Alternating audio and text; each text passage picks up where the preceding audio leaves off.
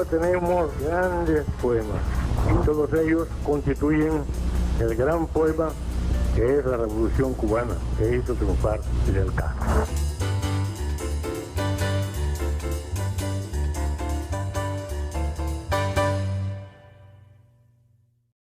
Saludos, gracias por hacernos parte de su tiempo. La Unión de Escritores y Artistas de Cuba fue fundada el 22 de agosto de 1961 con el propósito de unir artistas, creadores intelectuales en pos de la construcción de una nueva sociedad y también juntar el conocimiento en pos de una mejor cultura. Nuestro espacio estará rememorando a través de las entrevistas con nuestros invitados momentos, anécdotas, instantes significativos de la historia de esta organización. Le invito entonces a que me acompañe durante los próximos minutos.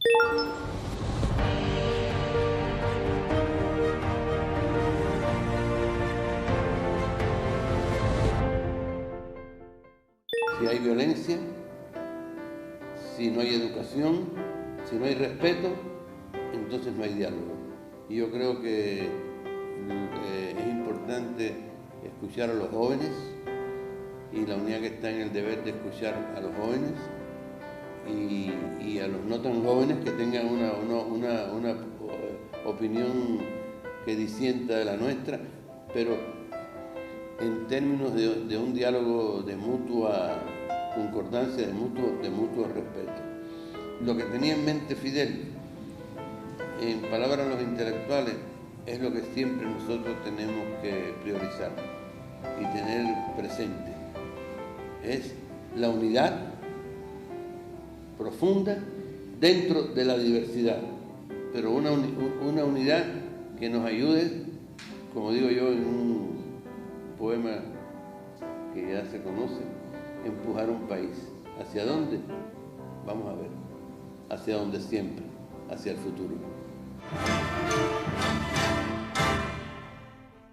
Y con mucho gusto recibimos en el espacio Los de la Unión a Miguel Barné, Premio Nacional de Literatura y Presidente de Honor de la UNIAD. Gracias por aceptar la invitación. Gracias a ustedes.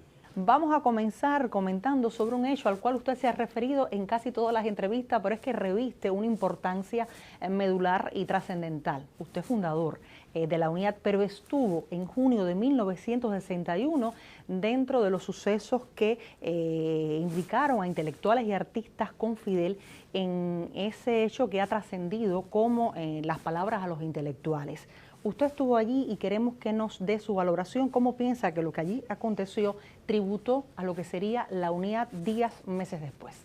Bueno, yo estuve allí por casualidad porque yo no fui convocado. Yo tenía apenas 21 años y trabajaba con Argelías León en el departamento de música. En ese momento era el asistente o secretario, más bien, de Argelías León. Y yo tenía mucha curiosidad porque ya Fidel había estado 2 veces y eso fue un sábado. Y yo le dije a Argelías, yo quiero ver a Fidel, quiero ver al comandante. Y fui con él y me senté a su lado. Inmediatamente me pararon de ahí, me quitaron de esa fila, que era la segunda fila. Y tuve que ver todo y escuchar a Fidel atrás, en las últimas filas. Esto significa que dentro de la revolución, todo. Contra la revolución, nada. Contra la revolución, nada, porque la revolución tiene también sus derechos. Y el primer derecho de la revolución es el derecho a existir. Y fue una experiencia que no olvidaré nunca. Ya yo había visto a Fidel antes, en Santa Clara, en el Hotel Santa Clara, el Santa Clara Libre, ¿no? Pero ahí verlo y escucharlo y ver cómo él articulaba un discurso en base a los pronunciamientos que se hacían allí, que eran de toda índole. Sobre todo, había mucha preocupación, porque estaba el fantasma del estalinismo, la Unión Soviética, Mayakovsky, estaba ese fantasma de que la literatura, las artes podían ser conducidas, controladas, reprimidas, y hubo católicos que se expresaron, ¿qué hacemos los católicos? Que ahí había de todo, esa era una masa muy heterogénea. Ahí había compañeros que habían militado en el Directorio Revolucionario, que habían militado en el Movimiento 26 de Julio, en el Partido Socialista Popular también, en la Juventud Socialista, había de todo. Y el debate fue muy rico, y Fidel, con una brillantez, con 32, 33 años, era tan joven, era un joven ahí, debatiéndose con personas mayores, con intelectuales, que más bien ahí lo que había era escritores, artistas de teatro, de cine, de cine había poco, había muchos escritores. Y se debatió todo lo que se sabe ya, que Palabra de los Intelectuales es un documento, yo diría que es un documento esencial, y sirvió como plataforma, ¿no? Como plataforma para lo que luego, ya en los años 70 y pico, cuando se creó el Ministerio de Cultura, se encauzó como una justa política cultural, abierta, democrática, inclusiva. Él ahí lo que dijo fue que era necesario crear una asociación, que se asociaran los escritores y los artistas para que discutieran sus problemas, debatieran, crear como un laboratorio. Y luego ya en el Congreso, que surgió a partir de algunas reuniones que se hicieron en la Casa de los Escritores, que hoy es la UNIAC, el Congreso ya decidió que fuera una unión, la UNIAC.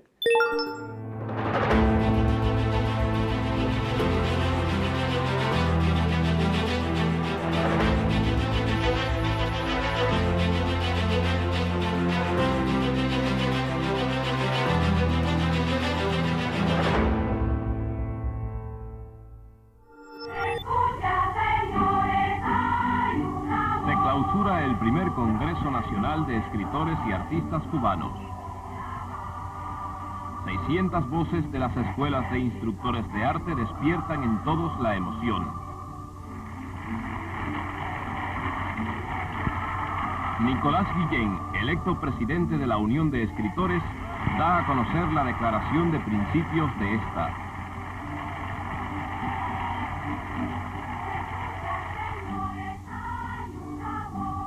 La tarea más importante de todos nosotros es preparar el porvenir. Nosotros somos, en esta hora de la patria, el puñado de semillas que se siembra en el surco de la revolución para hacer el porvenir. Adelante, compañeros escritores y artistas. Junto a obreros y campesinos, junto a los defensores de la patria. Bueno, ese año 61 fue un año muy intenso en nuestro país. Fue el año de la invasión de Girón, de la declaración del carácter socialista de la revolución, el año de la gran campaña de alfabetización, el año en que se produjeron las reuniones de escritores, artistas, intelectuales con compañeros del gobierno encabezados por Fidel en la Biblioteca Nacional, y el año en que se creó la Unión de Escritores y Artistas de Cuba. O sea, fue un año realmente intenso, movido. Antes que existiera la UNIAC, existió un Congreso de Escritores y Artistas del que nació la UNIAC. Y a su vez, antes de que existiera el Congreso, había una comisión preparatoria del Congreso de Escritores y Artistas. Esa comisión preparatoria la presidía Nicolás Guillén. Los vicepresidentes éramos Alejo Carpentier y yo. El secretario era Pablo Armando Fernández. Y de resultas de las labores de este comité o comisión preparatoria, como se llamara, se celebró en el mes de agosto de 1961 el primer Congreso Nacional de Escritores y Artistas Cubanos, que fue muy movido realmente. Yo recuerdo que yo estaba en un área junto con Lisandro y Mariano. Esa comisión, que creo que era la comisión número 3, fue realmente muy movida. De ahí que aparezca mi nombre una y otra vez, porque tuve que presidir esa comisión que fue bastante discutidora. Como digo, de resultas del Congreso surgió la Unión de Escritores y Artistas de Cuba. Aprovecho para decir que no se llama Unión Nacional de Escritores y Artistas de Cuba, se llama Unión de Escritores y Artistas de Cuba. Sus siglas son UNEAC, por la sencilla razón de que UEAC no se puede prácticamente pronunciar. Y recuerdo que el sello, que ya se ha hecho muy conocido, el sello de la UNEAC, lo diseñó Luis Martínez Pedro, gran artista plástico. Cuando se crea la Unión, Nicolás pasa a ser presidente de la Unión. Hay varios vicepresidentes. Yo recuerdo a Alejo Carpentier, a José Lezama Lima, a René Portocarrero, a Argelías León. Era un diapasón muy amplio. Y había varios secretarios de la UNEAC, como Lisandro, Juan Blanco, Maragaño. Yo era secretario coordinador y la función nuestra fue echar las bases de la Unión. Incluso tuvimos que crear lo que entonces se llamaban las secciones, y ahora son de hecho las asociaciones, de acuerdo con las distintas labores artísticas desempeñadas. Hubo que intentar expandir la Unión a lo largo de toda la isla, pero realmente esta tarea no vino a cumplir sino bastante tiempo después. No voy a hablar de los cambios que he experimentado para bien la Unión. Me remito a los años de fundación.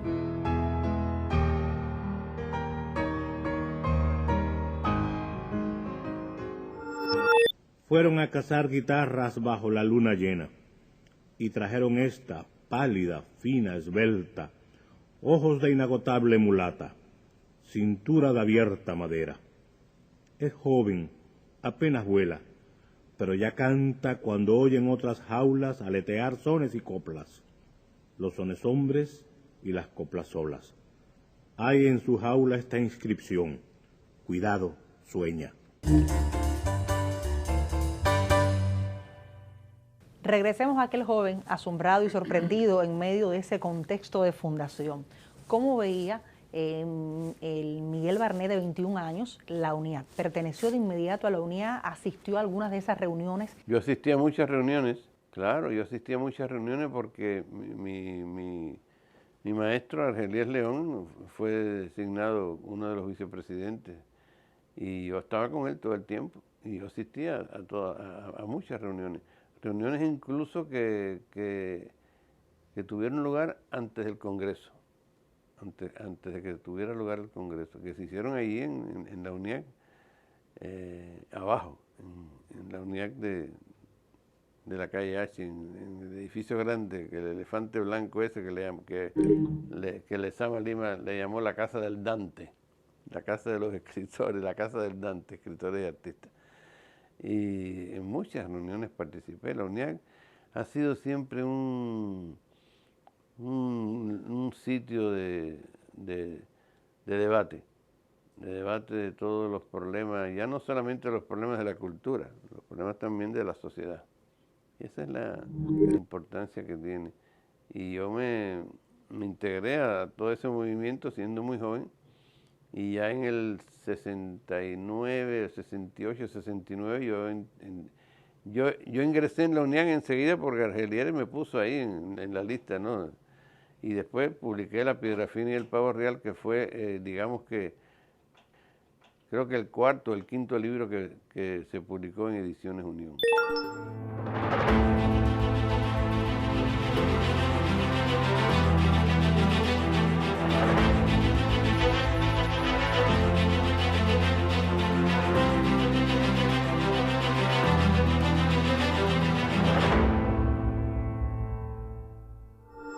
Debo empezar por decir que la constitución de un organismo como este, de entrada, es muy peculiar, porque yo que he estado viajando por muchos países, me he encontrado con la agrupación de compositores, de plásticos, de escritores.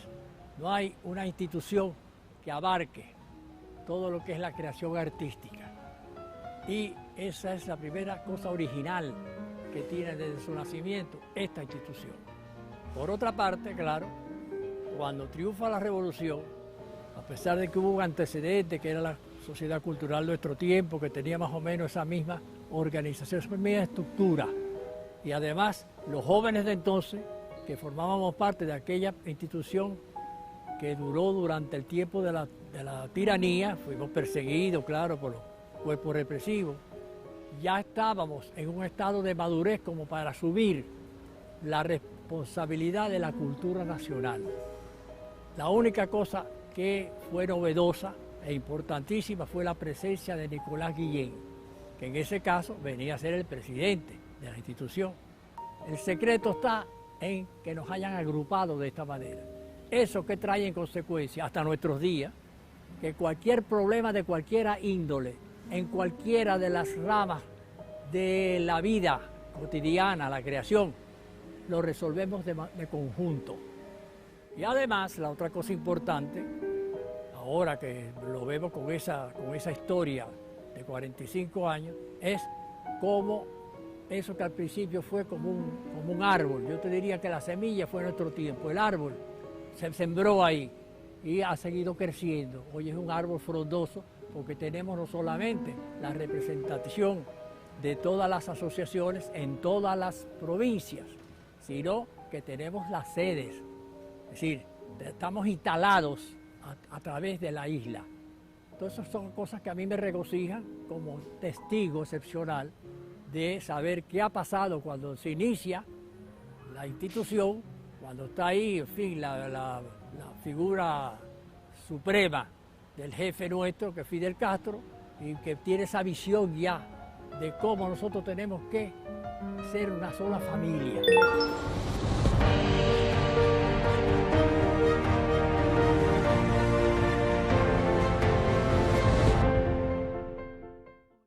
Ese vínculo con los creadores y artistas del mundo también fue potenciado desde la UNIAC, tal vez desde el prestigio de los escritores que fueron los fundadores, pero luego del movimiento artístico. ¿Cómo fue ese vínculo que se ha ido enriqueciendo durante los años con los artistas de otras partes del mundo? Bueno, la verdad, los grandes escritores y artistas que visitaron Cuba, todos querían conocer a Nicolás Guillén y Alejo Carpentier, ¿no? Eso era una realidad. Y bueno, Nicolás estaba accesible porque estaba al frente de la UNIAC. Y ahí yo conocí a mucha gente que jamás sospeché, tan joven yo, conocer y tratar. Imagínate, Alfonso Sastre, Pablo Neruda, que no fue a la UNIAC, que yo recuerde, pero fue a la Biblioteca Nacional, le hizo una lectura de poemas extraordinaria. Y llegaron todos los intelectuales que llegaban, y luego se fundó la Casa de las Américas, que convocó a los escritores de Latinoamérica más notables, más célebres, y todos visitaban la UNIAC. Entonces eran como un puente, ¿no?, de la Casa de las Américas a la UNIAC y viceversa. Así tuve el privilegio de, siendo muy joven, conocer a muchas personalidades de la ensayística latinoamericana, muchos, ¿no? Ahora figúrate, todos los importantes que llegaron a Cuba, al Premio Casa de las Américas, que llegaron y siguen llegando muchas personalidades notorias, pasaban por la UNIAC, y si no los veía en la UNIAC, los veía en la Casa de las Américas. Pero la UNIAC ha sido una organización de mucha vitalidad, una especie de caldera efervescente de problemas, ¿no? Problemas de la nación, problemas de la cultura, específicos de la cultura, y se ha debatido todo ahí. Ahí se debatió el periodo especial, ahí se debatió la crisis de octubre. Yo participé mucho en la crisis de octubre, porque Nicolás convocó en la crisis de octubre a un taller de artes plásticas, de teatro y de literatura.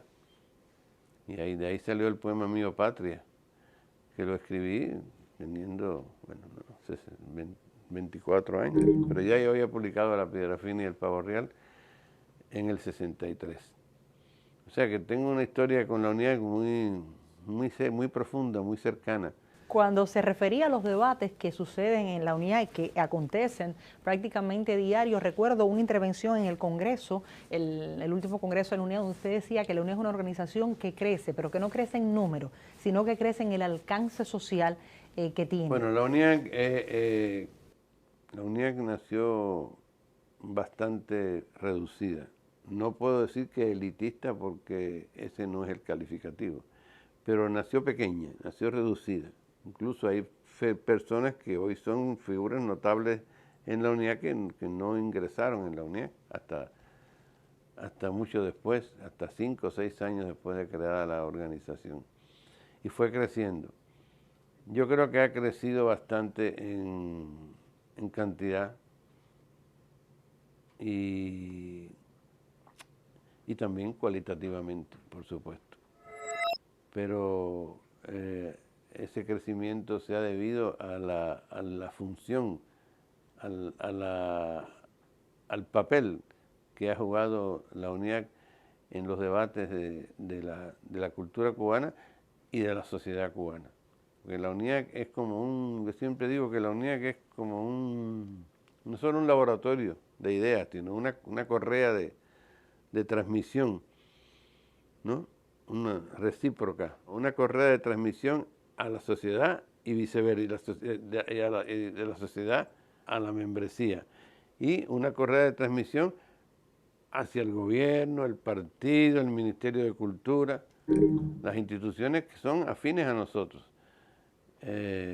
porque yo creo que el papel fundamental de la UNIAC es contribuir con la opinión de cada uno de sus miembros,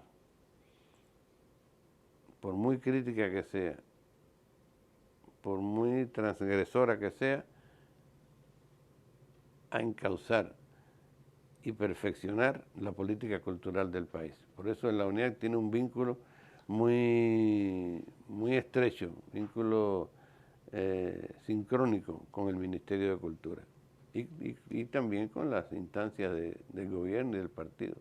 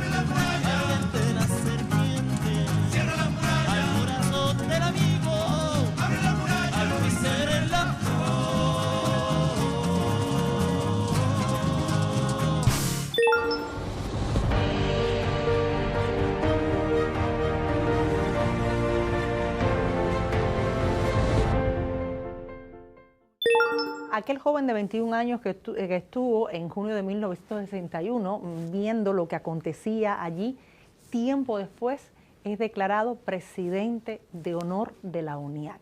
Yo sigo siendo un miembro activo de la UNIAC. Me honra que me hayan nombrado presidente de honor por los años que dediqué de toda mi vida a la UNIAC. Soy más o menos que eso. Soy un tipo que estoy ahí al frente, al pie del cañón. Desde la sabiduría que dan los años, desde ese poder de análisis, la Cuba futura, ¿qué UNIAC necesita?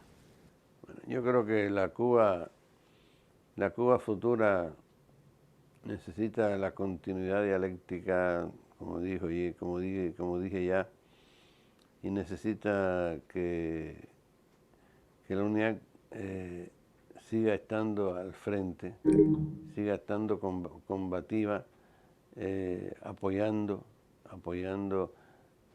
a la vanguardia cubana y apoyando a la política cultural que se comenzó a diseñar, o cuya plataforma fue Palabra a los Intelectuales, y hoy es una política cultural que yo creo que es modelo para el resto de los países de América Latina. El deber de la UNIAC es seguir apoyando esta causa, la causa del socialismo, la revolución cubana, y ser cada día más exigentes para que podamos decir con orgullo que en la UNIAC está la vanguardia del arte y la literatura de Cuba. Muchas gracias por sus palabras.